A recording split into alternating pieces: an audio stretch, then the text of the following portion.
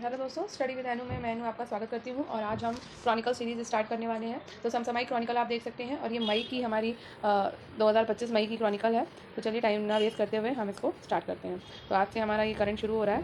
तो हो सकता है मैं संडे भी कराऊँ, हो सकता है डेली कराऊँ। तो आपके फिर अगर डेली होगा तो आपके कम से कम 3 वीडियो आएंगे एक दिन में। तो चलिए फटाफट से इसको शुरू करते हैं। मंथली है तो यहाँ पे राज्य समाचार में इस बार बिहार बजट को शामिल किया गया है। तो चलिए फटाफट से पढ़ लेते हैं।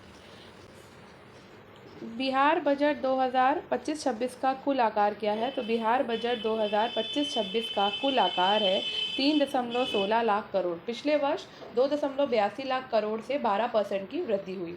2025-26 में बिहार के लिए अनुमानित राजस्व प्राप्तियां क्या हैं? तो 2.60 लाख करोड़ हैं, जिसमें राज्य करों से 1.65 लाख करोड़ और गैर कर राजस्व और अनुदान से 95,000 करोड़ शामिल है। बिहार का राजकोषीय घाटा क्या है? तो बिहार का राजकोषीय घाटा है 31,729 करोड़। और ये FRBM दिशा निर्देशों के साथ कैसे संरेखित है? तो FRBM अधिनियम दिशा निर्देशों के अनुसार GSDP के 3% पर सीमित है। ठीक है। बिहार बजट 2025-26 में बुनियादी ढांचा विकास परियोजनाओं के लिए आवंटन क्या है?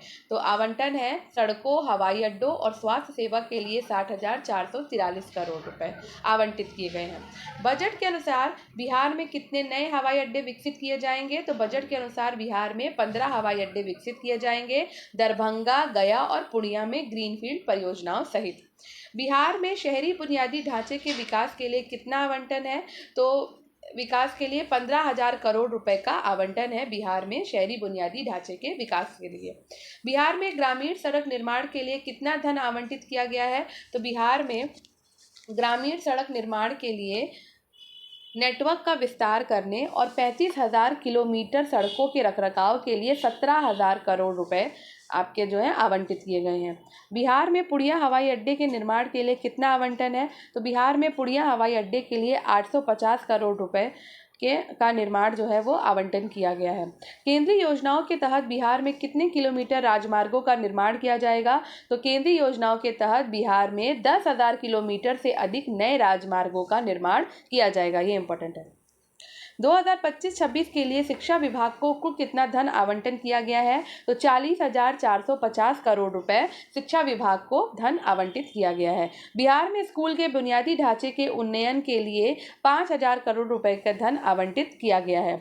बिहार में SC/ST छात्रवृत्ति के लिए प्रस्तावित बजट 10 लाख से अधिक छात्रों के लिए छात्रवृत्ति दोगुनी की जाएगी।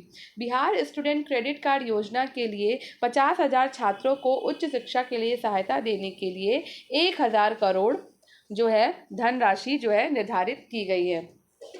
राज्य में कामकाजी महिलाओं के लिए कितने छात्रावास बनाए जाएंगे और प्रारंभिक आवंटन क्या है? तो 250 करोड़ के आवंटन के साथ 20 नए छात्रावास बनाए जाएंगे कामकाजी महिलाओं के लिए। बिहार में स्टेम पाठ्यक्रमों में दाखिला लेने वाली लड़कियों के लिए वार्षिक महोत्सव है 10,000 सालाना। प्रस्तावित कैंसर अस्पताल कहाँ बनाया जाएगा और इसकी लागत कितनी होगी? तो ये इम्पोर्टेंट है कि बेगूसराय में कैंसर अस्पताल बनाया जाएगा और 700 करोड़ रुपए की लागत से ये तैयार होगा। नेक्स्ट, 2025-26 के लिए कुल स्वास्थ्य सेवा बजट क्या है? तो यहाँ पे 25,300 करोड़ रुपए, जिसमें ग्रामीण स्वास्थ्य केंद्रों के लिए 12,000 करोड़ रुपए और शहरी अस्पतालों के लिए 5,000 करोड़ शामिल है। शहरी क्षेत्रों में कितने नए स्वास्थ्य सेवा केंद्र बनेंगे और इसकी लागत कितनी होगी? तो 108 केंद्र बनेंगे, जिनमें से प्रत्येक की लागत 2 करोड़ होगी। बिहार में कुपोषण कार्यक्रमों के लिए कितना आवंटन किया गया है? तो 38 लाख बच्चों और गर्भवती महिलाओं की सहायता के लिए 1,200 करोड़ रुपए जो है आवंटित किए गए हैं। पुलिस विभाग में कितनी महिला अधिकारियों की भर्ती की जाएगी? तो 5,000 महिलाएं, उनकी हिस्सेदारी बढ़ाकर 15% की जाएगी। ग्रामीण विकास परियोजनाओं के लिए बजट क्या है? तो रोजगार और आत्मनिर्भरता पहलों पर ध्यान केंद्रित करते हुए 16,093 करोड़। बिहार में PMAYG योजना से कितने परिवार लाभान्वित होंगे? तो 38 लाख से अधिक परिवार जो है इसमें लाभान्वित होंगे और 72,000 करोड़ रुपए इसमें आवंटित किए गए हैं। कोल्ड स्टोरेज चेन के लिए कितना आवंटित किया गया है? तो ये आपका 1500 करोड़ रुपए आवंटित किया गया है 12 जिलों में। ठीक है।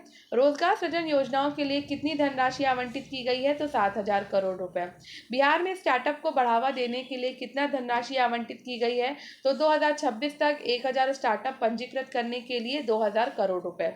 कौशल विकास कार्यक्रमों के लिए कितनी धनराशि आवंटित की गई है? तो 10 लाख युवाओं को लक्षित करते हुए 1500 करोड़ रुपए।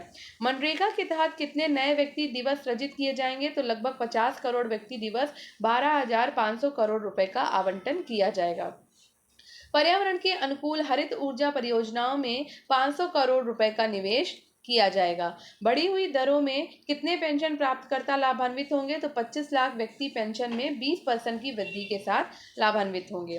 पिछड़े समुदाय कल्याण योजनाओं के लिए कितनी धनराशि आवंटित की गई है? तो शिक्षा, स्वास्थ्य सेवा और आजीविका को संबोधित करते हुए 1200 करोड़ रुपए। मखाना किसानों की कितनी सब्सिडी मिलेगी? तो मखाना किसानों को 100 करोड़ रुपए की सब्सिडी मिलेगी। पटना हवाई अड्डे के विस्तार के लिए कितना धन उपलब्ध कराया गया है? तो 1200 करोड़ रुपए उपलब्ध कराए गए हैं। बिहटा हवाई अड्डे से वाणिज्य उड़ानें कब शुरू होंगी? तो 2027 में ये उड़ानें 27 में उड़ानें शुरू होंगी 700 करोड़ रुपए के निवेश के साथ।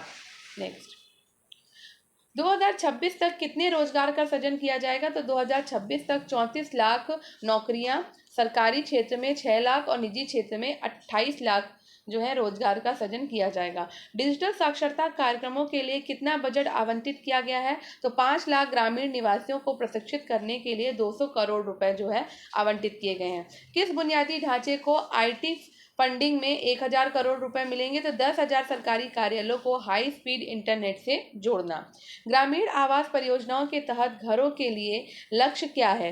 तो गरीबी रेखा से नीचे के परिवारों के लिए उचित घर सुनिश्चित करने के लिए 2000 करोड़ रुपए। राज्य में कितने हेक्टेयर सिंचाई प्रणालियों का आधुनिकीकरण किया जाएगा? 2000 करोड़ के साथ 10 लाख हेक्टेयर को कवर करना। बिहार में बाढ़ और आपदा प्रबंधन का समर्थन करने हेतु कितना बजट आवंटित किया गया है? तो 1200 करोड़ रुपए आवंटित किए गए हैं।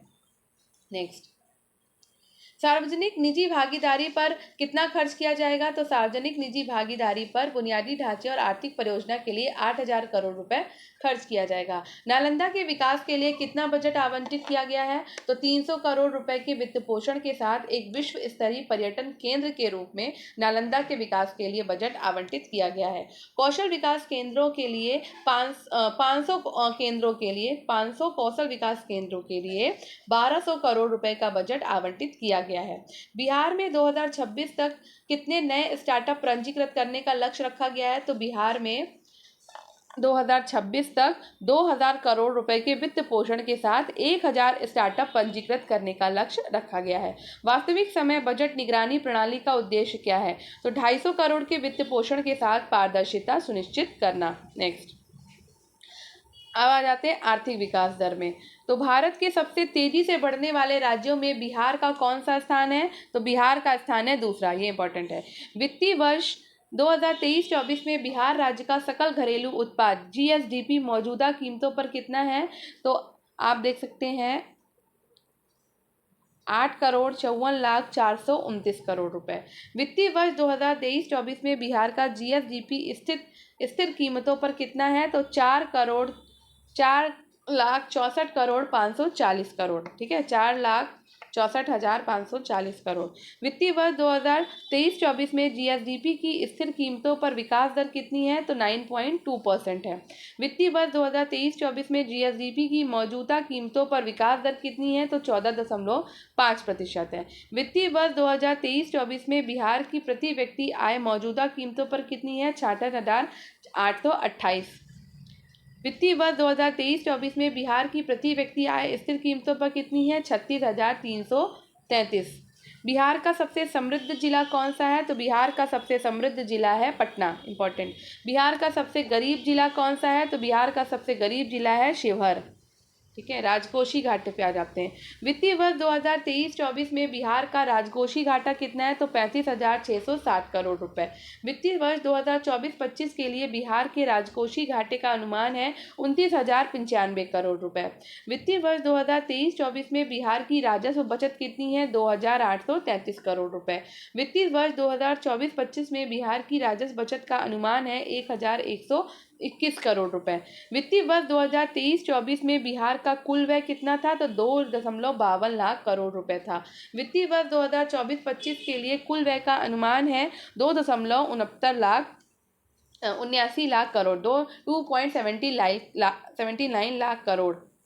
नेक्स्ट, विकास व्यय 2023-24 में कितना था? तो 1.69 लाख करोड़ था। विकास व्यय का 2024-25 का अनुमान कितना है? तो 1.77 लाख करोड़ रुपए है।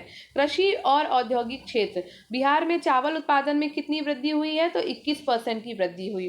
बिहार में गेहूं उत्पादन में कितनी वृद्धि हुई? तो 10.7% की वृद्धि हुई। बिहार में पशुपालन और मत्स्य पालन की वृद्धि दर कितनी है? तो 9.50% की है। कृषि निवेश संवर्धन नीति के तहत कौन से 7 उत्पाद शामिल हैं? तो 7 उत्पाद शामिल हैं आपके मखाना, फल, सब्जियां, मक्का, औषधि पौधे, शहद और चाय। नेक्स्ट, औद्योगिक क्षेत्र में प्रस्तावित निवेश कितना है? तो औद्योगिक क्षेत्र में प्रस्तावित निवेश है 75,293,76 करोड़ रुपए। बिहार के जीएसडीपी में सेवा क्षेत्र का योगदान कितना है? 58.6% है। बिहार के जीएसडीपी में उद्योग क्षेत्र का योगदान है 21.5%। बिहार के जीएसडीपी में कृषि क्षेत्र का योगदान कितना है? 19.9%। सूक्ष्म उद्यमों में निवेश में कितनी वृद्धि हुई? तो 135% की वृद्धि हुई है। खनन क्षेत्र में कितनी वृद्धि दर्ज की गई है? तो खनन क्षेत्र में 9% की वृद्धि दर्ज की गई है। सड़कों और बुनियादी ढांचे में आ जाते हैं। तो बिहार में प्रति 1000 वर्ग किलोमीटर सड़क घनत्व कितना है? तो ये है 3,167 किलोमीटर। 2005 से 2025 तक ग्रामीण पक्की सड़कों की लंबाई में कितनी वृद्धि हुई? 835 किलोमीटर में 1.17 लाख किलोमीटर की वृद्धि हुई। 2011 से 2024 के बीच परिवहन और संचार क्षेत्र में वृद्धि हुई है 7.6 की। 2011 और 24 के बीच किन राज्यों ने परिवहन और संचार में वृद्धि बिहार से बेहतर प्रदर्शन किया है? तो उत्तर प्रदेश और कर्नाटक ने जो है वो परिवहन और संचार वृद्धि में बिहार से बेहतर प्रदर्शन किया है। नेक्स्ट, राज्य समाचार। डिजिटल प्रशासन और ऊर्जा, ई गवर्नेंस को बढ़ावा देने के लिए कौन सी तकनीकें अपनाई गई हैं? तो CCTNS, CFMS, साइबर सेल और ई चालन की आपको ई गवर्नेंस को बढ़ावा देने के लिए तकनीकें जो है अपनाई गई हैं। वित्तीय वर्ष 2023-24 में प्रति व्यक्ति ऊर्जा खपत कितनी थी? तो 363 किलोवाट घंटे की ऊर्जा खपत थी प्रति व्यक्ति। जल आपूर्ति, बिजली और गैस कनेक्शन जैसी उपयोगिता सेवाओं में कितनी वृद्धि हुई? तो 14.5% की वृद्धि हुई है। बिजली खपत में शीर्ष 5 जिले कौन से हैं? तो पटना, गया, मुजफ्फरपुर, रोहतास और नालंदा जो है वो बिजली खपत में शीर्ष 5 जिले हैं। अब आ जाते हैं महिला सशक्तिकरण पे। तो बिहार में कितने स्वयं सहायता समूह SHG बनाए गए हैं? तो बनाए गए हैं 1,063.5 SHG को कितना कुल ऋण प्रदान किया गया है? तो 46.9 करोड़ रुपए का ऋण प्रदान किया गया है। ग्रामीण महिलाओं की श्रम बल भागीदारी पर फाइनेंशियल ईयर 2023-24 कितनी है? तो 33.5% है। शहरी महिलाओं की श्रम बल भागीदारी दर फाइनेंशियल ईयर 2023-24 में 18% थी। ठीक है। शिक्षा और स्वास्थ्य, 18 वर्षों में शिक्षा पर व्यय कितनी गुना बढ़ी है? तो 10 गुना बढ़ा है। 18 वर्षों में स्वास्थ्य पर व्यय कितना गुना बढ़ा? तो 13 गुना बढ़ा है। 18 वर्षों में सामाजिक सेवाओं पर व्यय कितना गुना बढ़ा है? तो 13 गुना बढ़ा है। 2016 से 23 के बीच बाल कल्याण बजट की वार्षिक वृद्धि दर कितनी थी? तो 19.4% थी। 5 वर्षों में सरकारी माध्यमिक स्कूलों में ड्रॉप आउट दर में कितनी कमी आई? तो 62.25% की कमी आई है। पर्यावरण और जलवायु परिवर्तन, जलवायु परिवर्तन से निपटने के लिए कौन सी योजनाएं लागू की गई? तो हरित बजट और जल जीवन हरियाली मिशन जो है वो जलवायु परिवर्तन से निपटने के लिए लागू किया गया है। 12 वर्षों में बिहार के वन क्षेत्र में 6.87 वर्ग किलोमीटर की वृद्धि हुई। अब आते हैं विविध पे। फाइनेंशियल ईयर 2024-25 के लिए बिहार का ऋण जमा अनुपात कितना था? तो 56.3%। फाइनेंशियल ईयर 2024-25 के लिए कुल जमा राशि 5.27 लाख करोड़। फाइनेंशियल ईयर 2024-25 में कुल ऋण वितरण कितना था? 2.97 लाख करोड़। महिला सशक्तिकरण और एसएचजी क्रेडिट पर ध्यान केंद्रित करने वाली योजनाएं कौन सी हैं? तो वो है स्वयं सहायता समूह और संचयी ऋण कार्यक्रम। नेक्स्ट, तो बिहार करंट अफेयर में है प्रथम सौर वेदनाम उत्सव। तो प्रथम सौर वेदनाम उत्सव का आयोजन 7 और 8 मार्च 2025 को बिहार के पूर्वी चंपारण जिले के मोतिहारी में किया गया। उद्देश्य था कि उत्सव का उद्देश्य भारतीय सशस्त्र बलों की सैन्य शक्ति का प्रदर्शन करना और युवाओं को रक्षा बलों में शामिल होने के लिए प्रेरित करना था। उत्सव का आयोजन रक्षा मंत्रालय भारत सरकार के द्वारा पूर्वी चंपारण जिला प्रशासन के सहयोग से किया गया। प्रमुख आकर्षण भारतीय सेना, नौसेना और वायुसेना द्वारा आधुनिक हथियारों और सैन्य उपकरणों का प्रदर्शन था।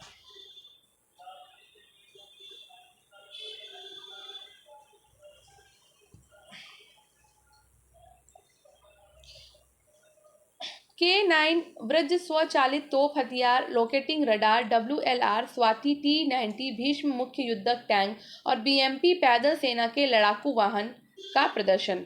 भारतीय वायुसेना के द्वारा 3 Su-30 MKI लड़ाकू जेट, 2 Na-32 परिवहन विमान और चेतक हेलीकॉप्टरों के साथ प्रभावशाली फ्लाई पास।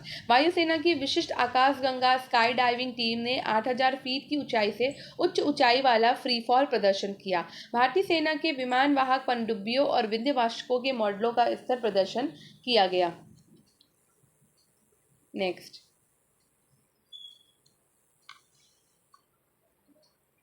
तो ये प्रथम सौर वेदनाम उत्सव में किया गया था। अब आते हैं उत्तर प्रदेश करंट अफेयर्स में। 17 नगर निगमों को सोलर सिटी में विकसित करने का निर्णय। तो 13 मार्च 2025 को उत्तर प्रदेश सरकार ने गोरखपुर में आयोजित राष्ट्रीय स्वच्छ वायु कार्यक्रम के तहत सभी 17 नगर निगमों को सोलर सिटी के रूप में विकसित करने का निर्णय लिया है। ठीक है, नवीकरणीय ऊर्जा का उपयोग। इस पहल के तहत नवीकरणीय ऊर्जा के उपयोग को बढ़ावा दिया जाएगा। सौर ऊर्जा योजनाएं। सरकार सौर ऊर्जा संयंत्रों की स्थापना, सौर स्ट्रीट लाइट्स और सौर जल तापन प्रणाली जैसी योजनाओं को लागू करेगी, जिससे ऊर्जा लागत में क्या आएगी? कमी आएगी। नेक्स्ट, नगर निगमों की सूची। तो उत्तर प्रदेश में 17 नगर निगम है। ठीक है, ये इंपॉर्टेंट है कि उत्तर प्रदेश में कितने नगर निगम है? तो उत्तर प्रदेश में 17 नगर निगम है, जिनमें कानपुर, लखनऊ, गाजियाबाद, आगरा, वाराणसी, प्रयागराज, मेरठ, बरेली, अलीगढ़, मुरादाबाद, सहारनपुर, गोरखपुर, फिरोजाबाद, मथुरा, अयोध्या, झांसी और शाहजहांपुर शामिल है। प्रधानमंत्री का लक्ष्य। तो ये पहल प्रधानमंत्री मोदी के द्वारा 2070 तक नेट जीरो लक्ष्य को प्राप्त करने में सहायक होगी। राष्ट्रीय स्वच्छ वायु कार्यक्रम NCAP। तो राष्ट्रीय स्वच्छ वायु कार्यक्रम NCAP का उद्देश्य वायु प्रदूषण को व्यवस्थित रूप से संबोधित करना है और इसके तहत 131 शहरों की कार्य योजनाओं की पहचान की गई है। उत्तर प्रदेश का स्टार्टअप इकोसिस्टम। एक सेकेंड,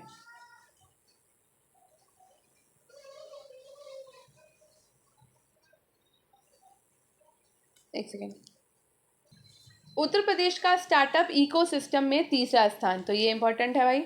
हाल ही में जारी स्टार्टअप इकोसिस्टम रिपोर्ट 2025 के अनुसार यूपी में देश के स्टार्टअप इकोसिस्टम में तीसरा स्थान प्राप्त किया, जहां 26 स्टार्टअप ने यूनिकॉर्न का दर्जा हासिल किया है।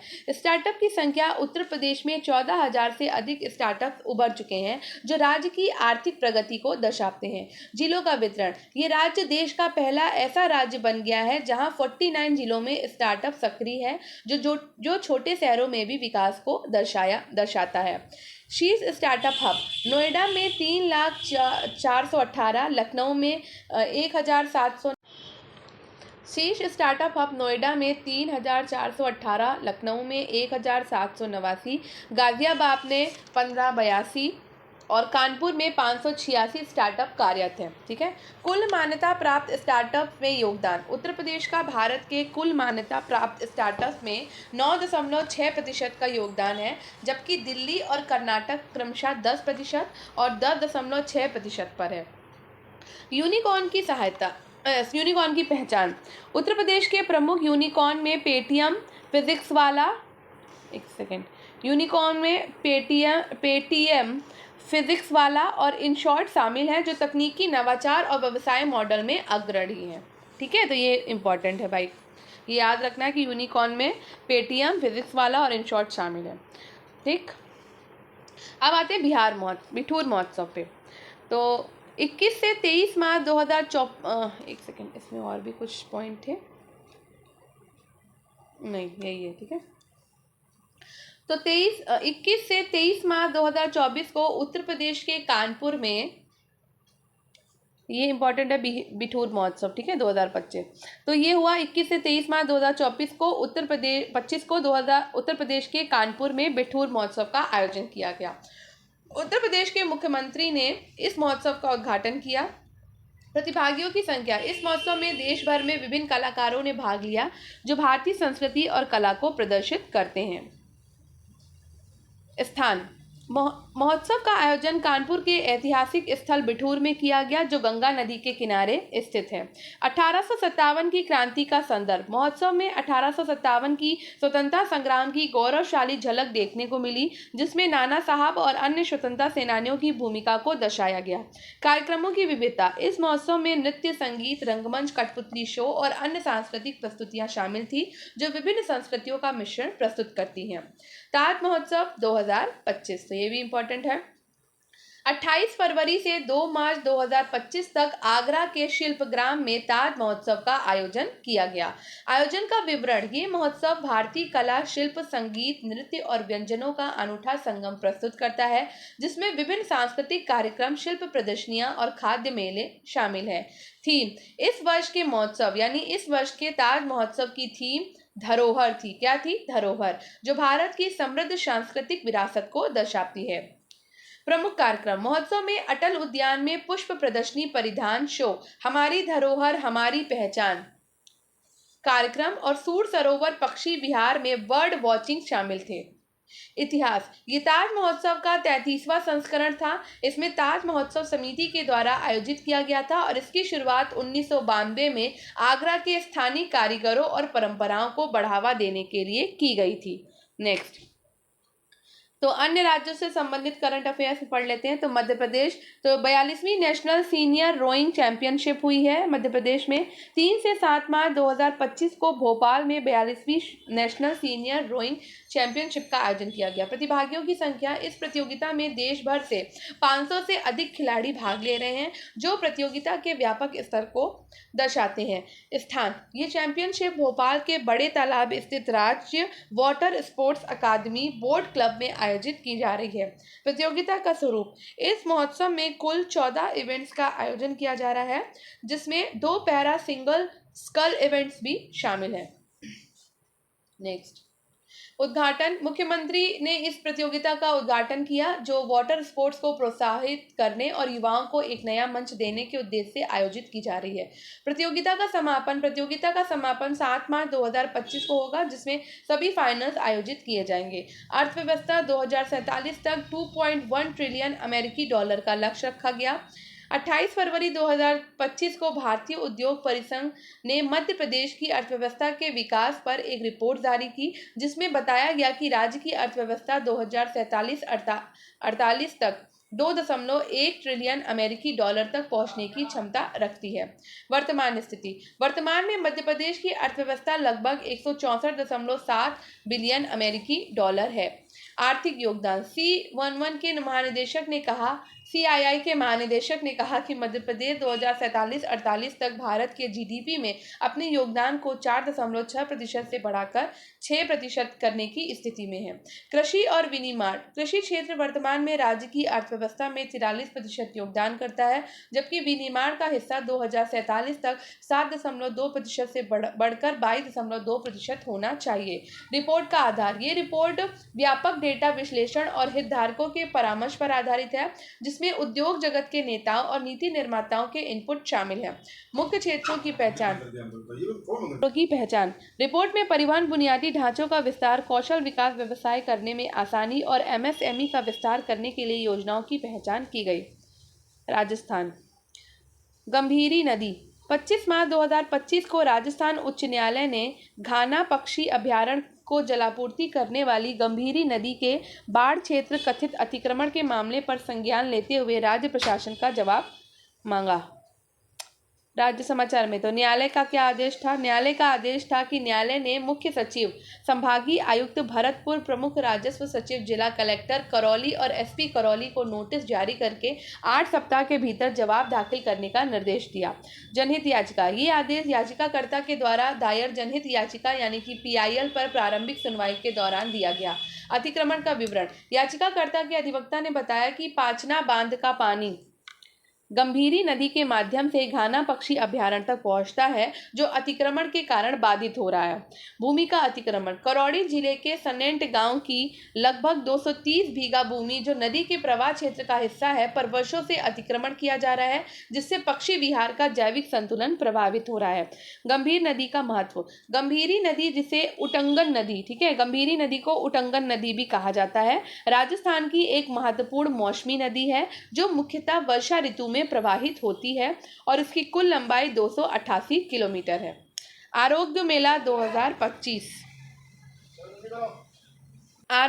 आरोग्य मेला 2025 तो 1 से 4 मार्च 2025 तक राजस्थान सरकार के द्वारा शिल्प ग्राम जवाहर कला केंद्र जयपुर में राज्य स्तरीय आरोग्य मेला का आयोजन किया गया।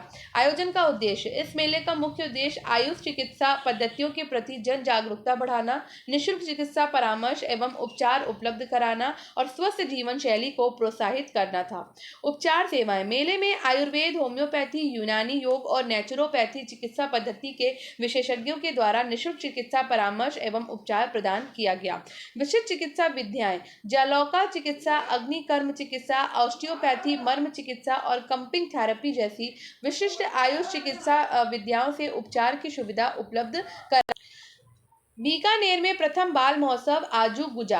हाल ही में राजस्थान के बीकानेर में पहले बाल महोत्सव आजू गुजा, ठीक है, ये याद रखना है, आजू गुजा का आयोजन किया गया। आयोजन का विवरण। ये महोत्सव जिला प्रशासन के द्वारा आयोजित किया गया, जिसमें देश भर से 50 से अधिक कलाकारों ने भाग लिया। कला और शिल्प गतिविधियां। बच्चों को नृत्य, संगीत, चित्रकला, कठपुतली, कथाकारिता, रंगमंच, मूकाभिनय, विदूषक करतब, क्लाउन शो और लोक संगीत एवं नृत्य जैसी गतिविधियों से परिचित कराया गया। बाल साहित्य की प्रदर्शनी। विभिन्न प्रकाशकों के द्वारा बाल साहित्य की पुस्तकों की प्रदर्शनी आयोजित की गई, जिसमें प्रमुख प्रकाशक जैसे नेशनल बुक ट्रस्ट, अमर चित्रकथा और राज कॉमिक्स शामिल थे। विशेष आकर्षण। उद्घाटन कार्यक्रम में 50 बच्चों के द्वारा अफ्रीकन ड्रम जेम्बे बजाने का प्रदर्शन किया गया। उम्र सीमा। ये महोत्सव 3 से 14 साल तक के बच्चों के लिए आयोजित किया गया था, जिसमें माता पिता या अभिभावकों को बच्चों के साथ ही प्रवेश करने की अनुमति थी। कोटा केयर्स पहल। छात्रों के लिए नई गाइडलाइंस। तो 27 फरवरी 2025 को कोटा केयर्स पहल ने कोचिंग केंद्रों में छात्रों की सहायता के लिए नई गाइडलाइंस जारी की। गाइडलाइंस का उद्देश्य है ये पहल छात्रों में तनाव और आत्महत्या के बढ़ते मामलों से निपटने के लिए शुरू की गई है। कोटा केयर्स पहल और इसका उद्देश्य छात्र कल्याण में सुधार करना है।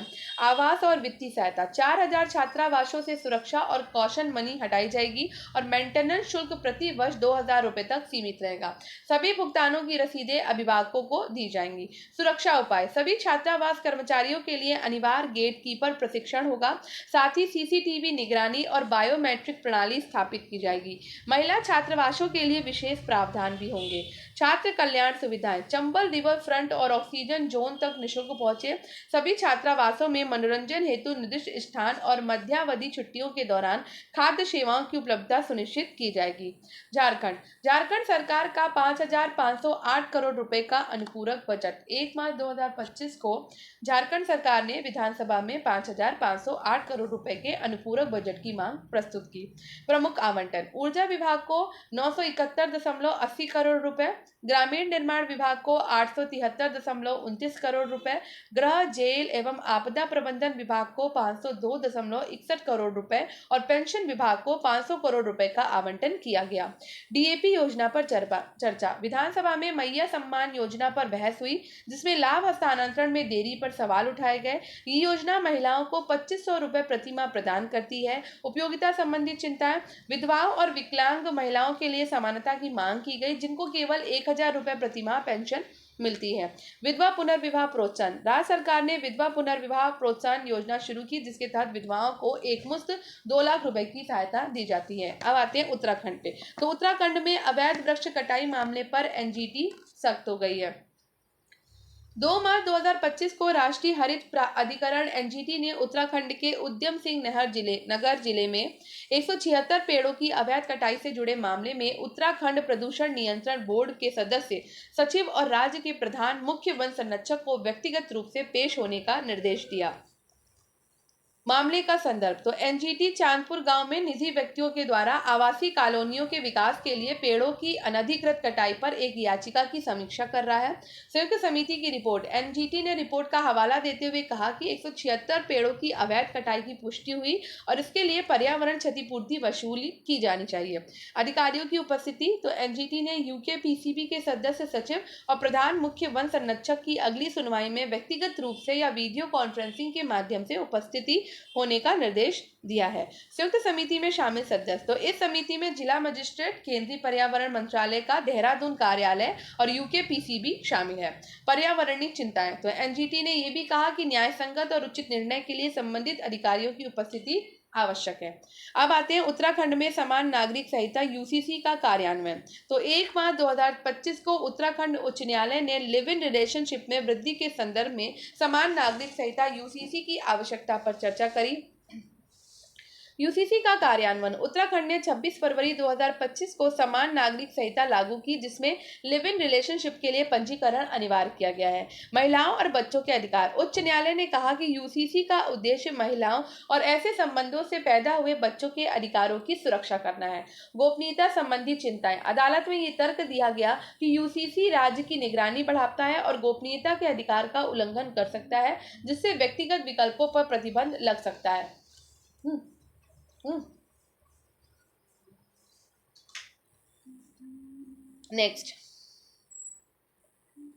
नेक्स्ट है हमारा हरियाणा। यूरिया और डाई अमोनियम फॉस्फेट डीएपी की खपत में वृद्धि। तो 28 मार्च 2025 को कृषि एवं किसान कल्याण मंत्रालय ने विभिन्न राज्य में चालू रबी सीजन 2024-25 के दौरान यूरिया और डीएपी की खपत में तीव्र वृद्धि पर चिंता व्यक्त की।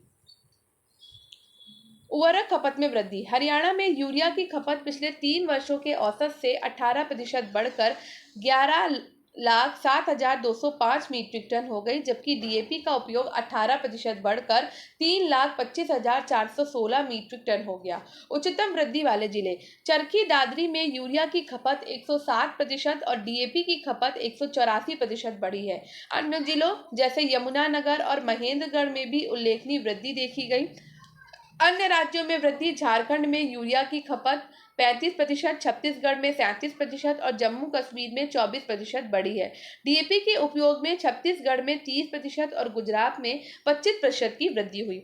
उर्वरक के दुरुपयोग पर चिंताएं। रसायन एवं उर्वरक मंत्रालय ने संभावित डायवर्जन की चेतावनी दी थी, जिसमें कहा गया कि यूरिया का उपयोग उद्योगों की ओर किया जा सकता है। धान की पराली प्रबंध। किसान प्रति एकड़ 25 से 45 किलोग्राम यूरिया का उपयोग धान की पराली प्रबंधन के लिए कर रहे हैं, जिसमें उपयोग में वृद्धि हो रही है। अब आते हैं गुजरात। तो गुजरात में भी यूनिफॉर्म सिविल कोड लागू करने का निर्णय किया गया। तो 25 मार्च 2025 को गुजरात सरकार ने घोषणा की कि वो उत्तराखंड के बाद यूनिफॉर्म सिविल कोड लागू करने वाला दूसरा राज्य बनेगा। राज्य के कानून मंत्री ने विधानसभा में इस निर्णय की जानकारी दी है।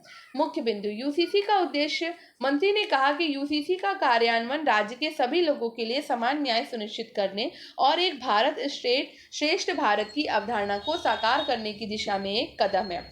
उच्च स्तरीय समिति का गठन। तो राज्य सरकार ने यूसीसी के मूल्यांकन और ड्राफ्टिंग के लिए न्यायमूर्ति रंजना देसाई की अध्यक्षता में एक उच्च स्तरीय समिति का गठन किया। सुझाव आमंत्रित। समिति ने निवासियों और सामाजिक राजनीतिक संगठनों से सुझाव आमंत्रित किए और सुझाव प्रस्तुत करने की अंतिम तिथि 15 अप्रैल 2025 तक बढ़ा दी गई ताकि अधिक लोगों की भागीदारी सुनिश्चित हो सके। पहला राज्य उत्तराखंड 27 जनवरी 2025 को यूसीसी लागू करने वाला पहला भारतीय राज्य बना था, जिसमें विवाह, पंजीकरण, तलाक, सहजीवन संबंधों और विरासत अधिकारों के लिए एक व्यापक ढांचा स्थापित किया गया था।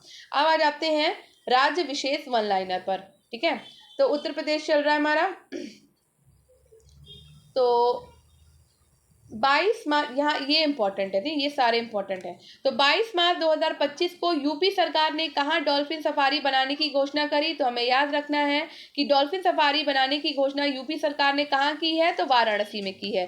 ठीक है, तो यूपी सरकार ने डॉल्फिन सफारी बनाने की घोषणा कहाँ की है? वाराणसी में की है। फिर से एक बार बोलती, जो इंपॉर्टेंट है उसको 2-3 बार पढ़ लेते। डॉल्फिन सफारी बनाने की घोषणा यूपी सरकार ने कहाँ की है? वाराणसी में की है। ठीक है, याद हो गया। मार्च 2025 में भारत में पहली बार आयोजित गंगा नदी डॉल्फिन सर्वेक्षण में किस राज्य में डॉल्फिन की सबसे अधिक संख्या दर्ज की गई?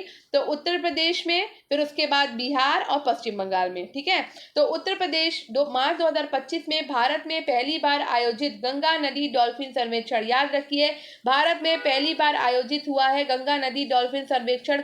ठीक है, किस राज्य में डॉल्फिन की संख्या सबसे अधिक है? तो उत्तर प्रदेश में डॉल्फिन की संख्या सबसे अधिक है, 2397 से 6327। बिहार में कितनी है? 2220 और पश्चिम बंगाल में है 815 संख्या। ठीक है, तो ये दोनों ही इंपॉर्टेंट है कि डॉल्फिन सफारी कहाँ बनाने की घोषणा की यूपी सरकार ने? तो वाराणसी में।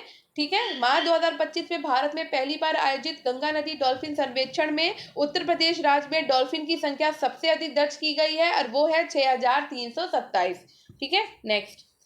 मार्च 2025 में किस राज्य सरकार ने बच्चों के टीकाकरण की निगरानी के लिए rise rapid immunization skill enhancement app launch किया है? ठीक है, कौन सा ऐप है? राइज रैपिड, इसका ये भी याद कर लीजिए, इम्यूनाइजेशन स्किल एनहांसमेंट ऐप। ठीक है, मार्च 2025 में यूपी सरकार ने बच्चों के टीकाकरण की निगरानी के लिए राइज ऐप लॉन्च किया है, जिसका फुल फॉर्म है rapid immunization skill enhancement. Okay, Hindi में लिखा रहता है तो पढ़ने में कुछ ज़्यादा ही दिक्कत होती है, इंग्लिश में फटाफट पढ़ लो। चलिए आगे बढ़ते हैं, तो ये इंपॉर्टेंट है, याद करते हुए चलेंगे। ठीक है, 10 मार्च 2025 को उत्तर प्रदेश सरकार ने किस जिले में स्थित महर्षि दधीची कुंड को राज्य पर्यटन केंद्र बनाने की घोषणा करी? तो भाई सीतापुर में। ठीक है, उत्तर प्रदेश सरकार ने सीतापुर जिले में महर्षि दधीची कुंड को राज्य पर्यटन केंद्र बनाने की घोषणा करी। ठीक है, उत्तर प्रदेश सरकार ने सीतापुर जिले में महर्षि दधीची कुंड को राज्य पर्यटन केंद्र बनाने की घोषणा करी है। महर्षि दधीची कुंड को राज्य पर्यटन, तो 10 मार्च 2025 को यूपी सरकार ने किस जिले में महर्षि दधीची कुंड को राज्य पर्यटन केंद्र बनाने की घोषणा करी? तो सीतापुर में। ठीक है, ये इंपॉर्टेंट है, याद रखिए। नेक्स्ट, हाल ही में उत्तर प्रदेश सरकार ने राज्य स्मार्ट सिटी मिशन योजना का कार्यकाल कितने वर्ष के लिए बढ़ा दिया है? तो राज्य स्मार्ट सिटी मिशन योजना का कार्यकाल यूपी सरकार ने 2 वर्ष के लिए बढ़ा दिया है, 2027 तक। ठीक है, फिर से बोल देती हूँ, राज्य स्मार्ट सिटी मिशन योजना का कार्यकाल उत्तर प्रदेश सरकार ने 2 वर्ष के लिए बढ़ाया है, 2027 तक। हाल ही में मुख्यमंत्री योगी आदित्यनाथ ने माइक्रोसॉफ्ट कैंपस की आधारशिला किस शहर में रखी? तो ये इंपॉर्टेंट है, तो माइक्रोसॉफ्ट कैंपस की आधारशिला नोएडा यूपी में रखी गई है। किसने रखी? तो योगी आदित्यनाथ ने रखी है। ठीक है, फिर से एक बार और, माइक्रोसॉफ्ट कैंपस की आधारशिला किस शहर में रखी गई? तो नोएडा यूपी में रखी गई। 1 मार्च 2025 को उत्तर प्रदेश के किस जिले में डॉक्टर डिजिटल क्लिनिक की शुरुआत की गई है? तो डॉक्टर डिजिटल क्लिनिक की शुरुआत कहाँ की गई है? सीतापुर में। डॉक्टर डिजिटल क्लिनिक की शुरुआत कहाँ की गई है? सीतापुर में। डॉक्टर डिजिटल क्लिनिक की शुरुआत कहाँ की गई है? सीतापुर में। ठीक है, डॉक्टर डिजिटल क्लिनिक की शुरुआत कहाँ की गई है? सीतापुर में। तो अभी क्या, अभी देखिए 4-5 बार पढ़ लो तो याद हो जाएगा। उत्तर प्रदेश सरकार ने अयोध्या जनपद की 772 ग्राम पंचायतों को कितने गांवों को मॉडल गांव के रूप में विकसित करने की घोषणा करी? तो अयोध्या जनपद की 772 ग्राम पंचायतों के 1147 गांवों को मॉडल गांव के रूप में विकसित करने की घोषणा करी है। उत्तर प्रदेश सरकार ने अयोध्या जनपद की 772 ग्राम पंचायतों के 1147 गांवों को मॉडल गांव के रूप में विकसित करने की घोषणा करी। ठीक है। 10 मार्च 2025 को उत्तर प्रदेश सरकार ने बलिया जिले में किस स्वतंत्रता सेनानी के सम्मान में एक स्मारक बनाने की योजना की घोषणा करी? तो चित्तू पांडे की। किसकी? चित्तू पांडे की। ठीक है। उत्तर प्रदेश सरकार ने बलिया जिले में स्वतंत्रता सेनानी चित्तू पांडे के सम्मान में एक स्मारक बनाने की योजना की घोषणा करी है। ठीक है। हाल ही में उत्तर प्रदेश के किस जिले में दीदी प्रेरणा कैंटीन की शुरुआत की गई? तो कानपुर में। कानपुर में दीदी प्रेरणा कैंटीन की शुरुआत की गई है। कानपुर में दीदी प्रेरणा कैंटीन की शुरुआत की गई। कानपुर में दीदी प्रेरणा कैंटीन की शुरुआत की गई। दीदी प्रेरणा कैंटीन की शुरुआत कहाँ की गई है? तो कानपुर के में की गई, उत्तर प्रदेश के कानपुर जिले में की गई। ठीक है। नेक्स्ट,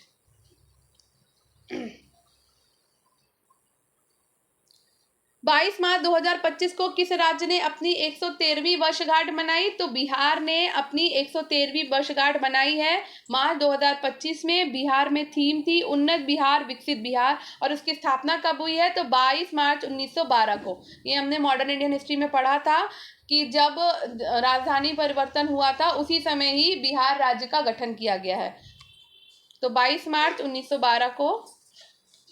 तो 22 मार्च 2025 को 113वीं वर्षगांठ किसने मनाई थी? तो बिहार ने मनाई है, और इसका थीम था उन्नत बिहार विकसित बिहार। ठीक है। और इसकी स्थापना मैंने बता दिया कि जब दिल्ली का राजधानी परिवर्तन हुआ था 1912 में, जब दिल्ली आई थी राजधानी बनके, कलकत्ता पहले थी बाद में दिल्ली बनी, तो उसी समय ही ये घोषणा हो गई थी कि जो है 1912 में बिहार राज्य का गठन भी हो जाएगा। तो बिहार राज्य का गठन हो गया। ठीक है।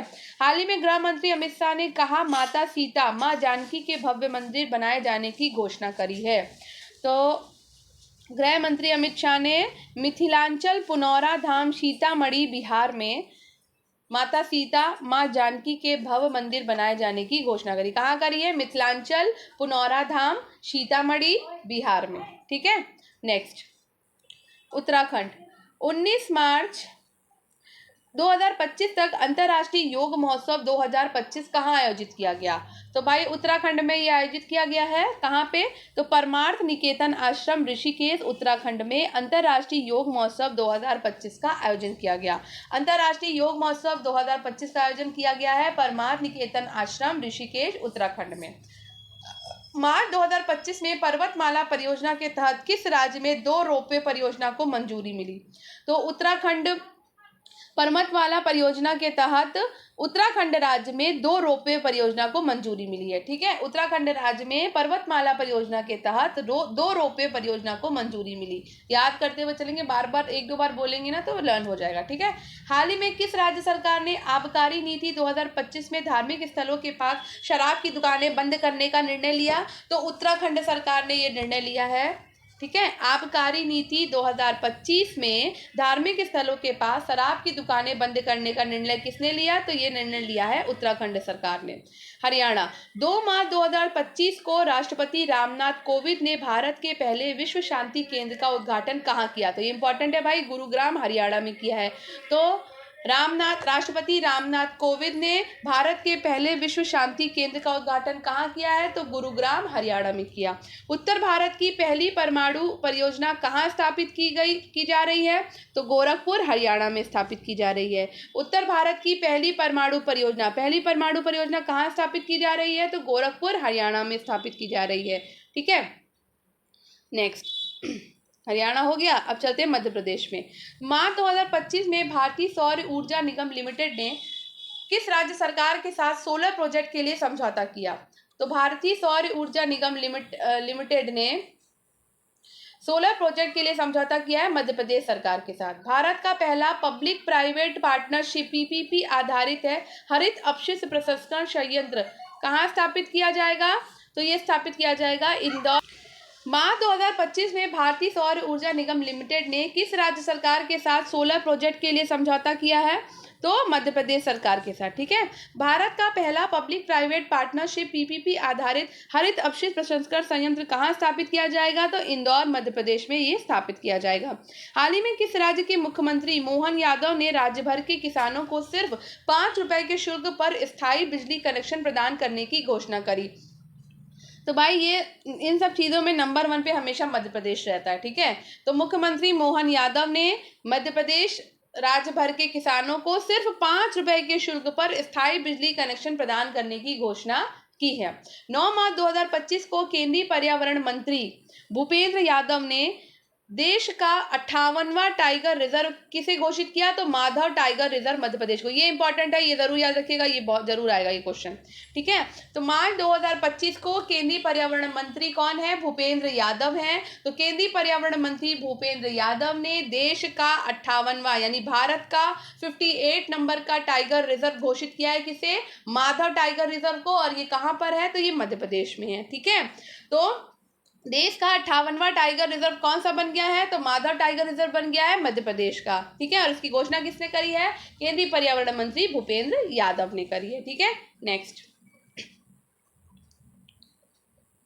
अब आ जाते हैं गुजरात पे भाई, ठीक है। मार्च 2025 में कौन सा नगर निगम अपने बजट में अलग जलवायु अध्याय शामिल करने वाला पहला शहरी स्थानीय निकाय बन गया है, तो भाई अहमदाबाद गुजरात बन गया है। तो अहमदाबाद गुजरात नगर निगम अपने बजट में अलग जलवायु अध्याय शामिल करने वाला पहला शहरी स्थानीय निकाय बन गया है।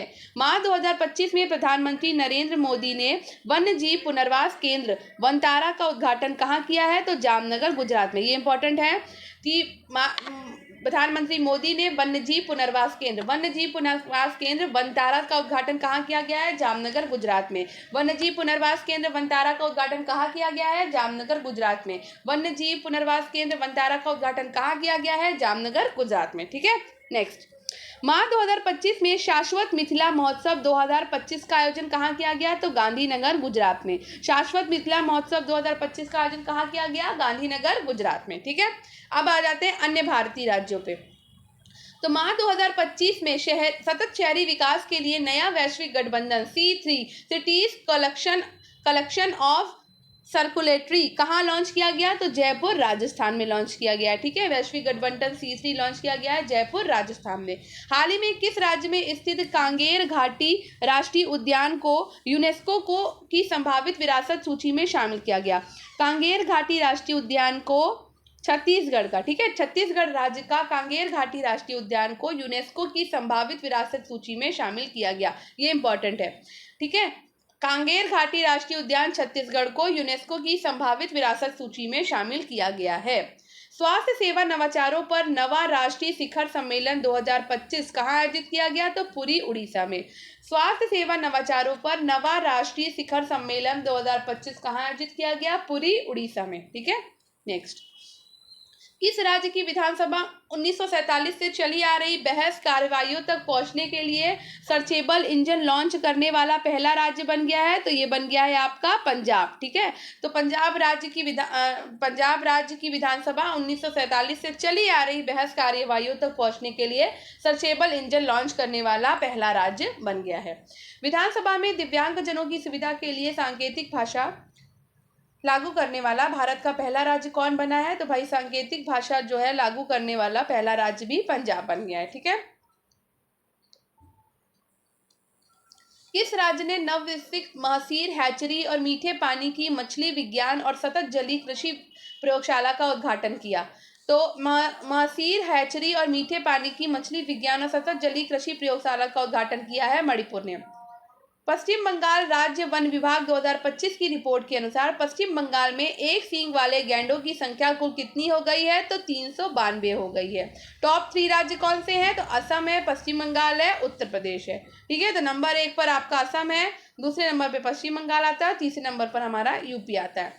मार्च 2025 में भारत में किस राज्य ने अपना स्वयं का उपग्रह लॉन्च करने की घोषणा करी, तो भाई वो है असम, ठीक है। तो असम ने अपना स्वयं का उपग्रह असम सेट लॉन्च करने की घोषणा करी है। भारत के किस राज्य में नामरूप 4th उर्वरक संयंत्र स्थापित किया जाएगा, तो असम में, ठीक है। तो भारत के असम राज्य में नामरूप 4th उर्वरक संयंत्र स्थापित किया जाएगा। केंद्रीय मंत्री ज्योतिरादित्य एम सिंधिया ने किस विश्वविद्यालय में C. द्वारा विकसित 5G लैब का उद्घाटन किया, तो C. द्वारा विकसित 5G लैब का उद्घाटन किया गया है गुवाहाटी विश्वविद्यालय असम में, ठीक है। तो केंद्रीय मंत्री ज्योतिरादित्य एम सिंधिया ने गुवाहाटी विश्वविद्यालय असम में C. द्वारा विकसित 5G लैब का उद्घाटन किया है। मार्च 2025 में किस सरकार ने मुख्यमंत्री बालिका समृद्धि योजना और मुख्यमंत्री कन्या आत्मनिर्भर योजना की शुरुआत की, तो वो है कौन सा? त्रिपुरा। त्रिपुरा ने मुख्यमंत्री बालिका समृद्धि योजना और मुख्यमंत्री कन्या आत्मनिर्भर योजना की शुरुआत करी। मार्च 2025 में किस राज्य सरकार ने राज्य में आने वाले पर्यटकों पर प्रति व्यक्ति 50 रुपए का शुल्क लगाया गया है? तो सिक्किम राज्य सरकार ने राज्य में आने वाले पर्यटकों पर प्रति व्यक्ति 50 रुपए का शुल्क लगाया है। हाल ही में सार्वजनिक स्थलों पर महिलाओं की सुरक्षा को मजबूत करने के लिए शिष्टाचार दस्ता योजना किसने शुरू की? तो दिल्ली पुलिस ने शुरू करी है। दिल्ली पुलिस ने सार्वजनिक स्थलों पर महिलाओं की सुरक्षा को मजबूत करने के लिए शिष्टाचार दस्ता योजना शुरू की गई। तो शिष्टाचार दस्ता योजना किससे संबंधित है? महिलाओं की सुरक्षा से संबंधित है सार्वजनिक स्थलों पर। ठीक है, और ये शुरुआत किसने करी है? तो दिल्ली पुलिस ने इसकी शुरुआत करी है। किस राज्य यूटी पुलिस ने ईमेल के जरिए पहली EFIR दर्ज की है? तो भाई जम्मू कश्मीर पुलिस ने ईमेल के जरिए EFIR दर्ज की है। ठीक है, जम्मू कश्मीर पुलिस ने ईमेल के जरिए पहली EFIR दर्ज की। ठीक है, नेक्स्ट। तो देखिए यहाँ पर हमारा ये फिनिश होता है। अब हम राष्ट्रीय पढ़ेंगे अपने अगले सीरीज में। ठीक है, तो आज हमने कंप्लीट किया राज्य से संबंधित जितना भी था वो हमने क्रॉनिकल में अपना कंप्लीट कर लिया है। ठीक है, आप देख सकते हैं। आई होप आपको समझ आ गया होगा। अगर थोड़ा बहुत भी आपको नहीं समझ आया, नहीं याद लर्न हुआ है, तो आपको क्या करना है, बस इसको वीडियो को 2-4 बार अच्छे से सुन लेना है, तो आपको ये लर्न हो जाएगा। तो जो इंपॉर्टेंट है उसको मैंने कम से कम 4 से 5 बार खुद ही बोल दिया है। जो थोड़ा कम इंपॉर्टेंट है वो एक बार पढ़ लिया है बस, और ऐसे आपको भी 3-4 बार सुन लेना है, तो आपके दिमाग में फिट हो जाएगा। क्योंकि करंट याद करने बैठेंगे तो कहाँ तक याद करेंगे, लेकिन फिर भी जो है अगर 3-4 बार हम किसी चीज़ को पढ़ लेते हैं तो हमें लर्न हो जाती है। तो बस बाकी जो मैंने इंपॉर्टेंट बताया है उसको याद रखिएगा। ठीक है, तो हमारा ये कंप्लीट होता है आज का। अब मिलते हैं हम अपने अगले पार्ट में। तो आई होप आपको ये वीडियो पसंद आया होगा। तो अगर ये वीडियो आपके लिए यूज़फुल रहा हो तो वीडियो को लाइक, शेयर और चैनल को सब्सक्राइब करें और दूसरों के साथ इसे शेयर करें ताकि उनकी भी हेल्प हो जाए। धन्यवाद, आपका दिन शुभ हो।